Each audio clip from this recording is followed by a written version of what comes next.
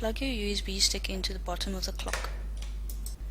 Press hash for the menu, 4 for the supervisor menu, and 3 to export to USB. Type in the default supervisor code. Enter the number of days to export, in this case 14, and press hash to continue.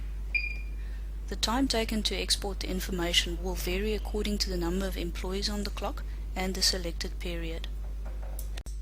On your USB stick you'll have the exported payroll hours and daily hours. The daily hours export contains the employees' clockings and hours for each day of the exported period. Opening the payroll hours export in Excel, you'll see the employee details and their hours for each day. The payroll hours is a sum total of each employee's hours for the exported period.